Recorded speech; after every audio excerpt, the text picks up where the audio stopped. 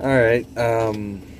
Well, we just saw The Wind Rises, and it was I'm beautiful. sad now.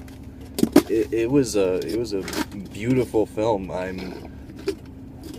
I'm struggling to come up with the words for it. It was true to Miyazaki in every single sense of the word. Pretty much, yeah.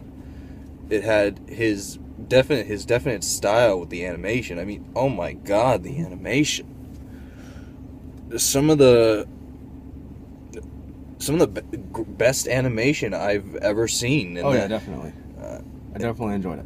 I mean, there's some certain scenes that you would expect to see out of some type of painting. Mm-hmm. It was. Yeah, I definitely liked it because they had the traditional animation style along with like full-on pastels and watercoloring. Exactly. It was beautiful. This he's doing a little bit of dip. Hey, gotta love my nicotine. Yeah, your nicotine.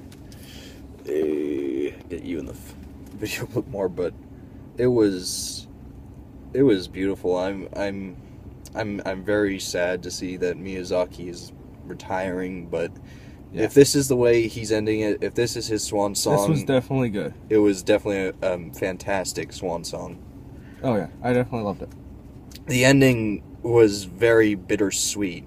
I mean, the whole film is about this man Jiro growing up from a little kid into adult, following his dream of creating an airplane, of creating a beautiful, functional airplane, and Which turns out to be the Japanese Zero.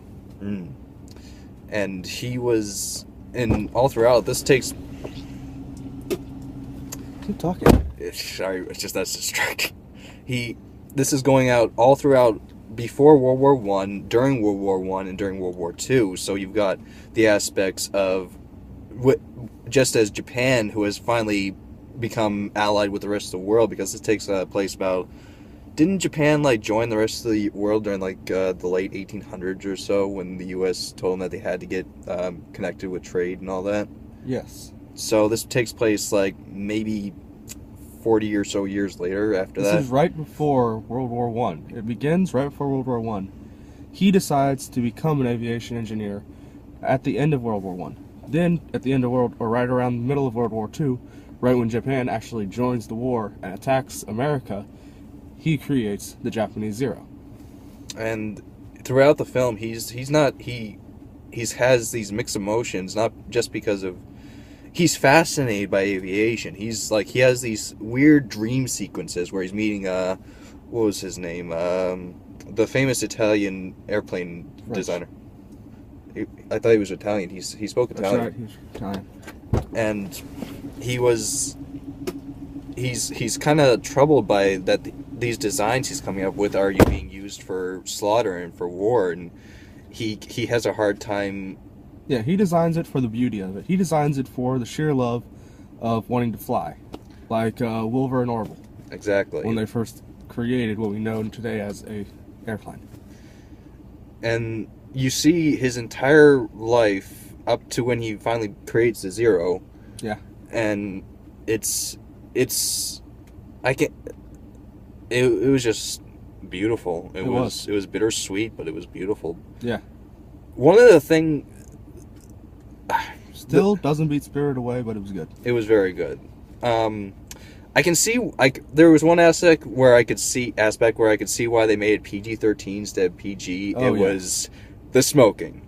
It wasn't necessarily that. Well, it was they gave it more of an adult overtone to it. Well, that too. But when I saw the the opening thing for the rating, it said smoking in it. So yeah. And there was a lot of smoking, but that was normal for that time. I mean, smoking had just become mainstream. Everybody did it. So for them to base the rating system just on that mostly, I mean, yes, there was the swearing, there was the adult tone, there was some blood, but. Mm-hmm. I think that was pretty much the majority of why they rated it PG-13. I mean, there was a lot of smoking, but it wasn't like it's not like they were trying to make people smoke. That was just the time period. Yeah, that's what everybody did. And the idea was to give it an adult overtone. The idea was it's part of it is it's focusing on the time during World War II. That was a very dark, cold time. It was also a time of not genetic, Well, they were trying to do genetics. technological marvels. It was both genetic and technological, but it's because the I'm Germans. talking about the movie, though. I know. All right. I'm not talking about the Germans and their Aryan race and all that. Exactly. But there was one Go thing. Irish. Yes, Irish. Irishman, my boy. Oh, it's St. Patty's Day in a few weeks. Remember. That's a Scottish accent. Okay. Irish, but there was one thing that bothered me throughout the entire film, and many people probably didn't notice this, but you notice the sound effects. It kind of sounded like some guy was just into the mic. It wasn't, and that bothered me a tiny bit because it made me feel like some of the audience wouldn't take. It's an anime. It's a hero. It's his anime. I know. Think of it. That's how all of the sound effects are in any one of his movies. True. They're always actual people making the sounds. And yeah, that can be good. I'm afraid that might be distracting for a lot of audience members because of how they might not take it seriously because of that. But I like to think that throughout the film that it was actually Miyazaki making those sound effects. At least that's what I like to think about. That maybe stand it a little better. I doubt he was making the sound effects himself. Well, I'll just keep that in my head, I guess. I mean, that's part of what gives his animes a lighter feel to it. Because you had the whole darkness, but then you had the fact that you had those little catchy little, funny sound effects and stuff. Yeah, and then there was Martin Short. He played Kurokawa, the supervisor, and he did actually a very good performance. He was hilarious, but he actually took the role really seriously. I was surprised. I thought he was just going to be another joking sidekick character, but he was... No, it worked out really well. Like, he went into the role pretty good. Storyline was written very well. It was. Throughout the film, there's these little segments where you think that they don't play any sort of... They don't further the story whatsoever, so you think they can be taken out, but that would pretty much make 60% of the film. But I think that if you took out some of those segments, it would make the film just not the same. It's like they were meant to be in the film. Everything builds on his love for aviation. And it was just the atmosphere of the whole film. It was like watching history merged with a very famous Italian or French painting. I mean, yeah. They even had some French music playing during most of the film. Like you noticed that, right? Like at the beginning segment. Well, I mean, seriously, the two biggest airplane designers, French, Japan. Germany copied everybody else. America copied everybody else. Great Britain bought from Germany and France and from us. And it was, and they even had showed some of the other dark aspects, like they had the SS trying to find him, so he had to hide away. It was, and then there was that one guy when they're up in the mountains, the guy with the big nose. He was a defector. He was. I thought to myself that maybe they were saying he might have been Jewish because of the big nose. Big nose, the way he spoke, yes, he was Jewish. All right, I thought that's why they were after him. But he the only problem I had with him is the way he spoke and the way he was animated was kind of creepy.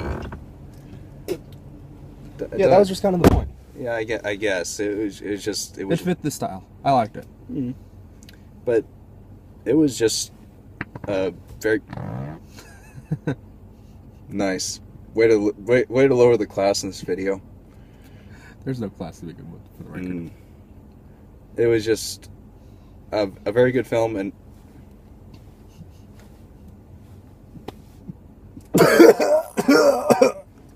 yeah, as if I don't have a cough left over from my flu as it is. Oh, that smells great. It smells like roses. Yeah, if they're dead. But dead roses can smell really good. Go on. Wear this because we're gonna tip our hats off to Miyazaki. Miyazaki, if this is your last film, you're going out with a bang, and I've truly loved your work right from the beginning since I was a little kid. And I'm sad to see you go, but if this is the way you're gonna end it, I like it. End it with a bang. It's a beautiful swan song. And I think we should end it with a rating. We haven't done a rating in a while. I'm giving it a 9 out of 10. I'm gonna give it 8.5. 8.5? Well, that's good. I think it's still not my anime style. I love the storyline. I loved how it worked together, but it's not quite the drawing style I like. But that's just Miyazaki. That's just his style. True. He's always known for that style. Yeah. But again, I gotta tip my half off to you, Miyazaki. If you happen to see this video in the very, very, very minuscule unlikely chance that you see this video, I love your work.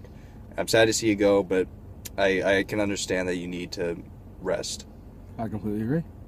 And anyway, guys, I'm not gonna urge you to go see this movie because it is long. It's about 2 hours and 15 minutes, and it can drag on a little bit if you don't have the patience for it. But I would suggest highly going and seeing The Wind Rises. It is a It's beautiful, a great movie. I loved it. Yeah, it's just that good. Yeah. And this is Riley, Personal Miller, and Coin signing off. Until next time. Adios.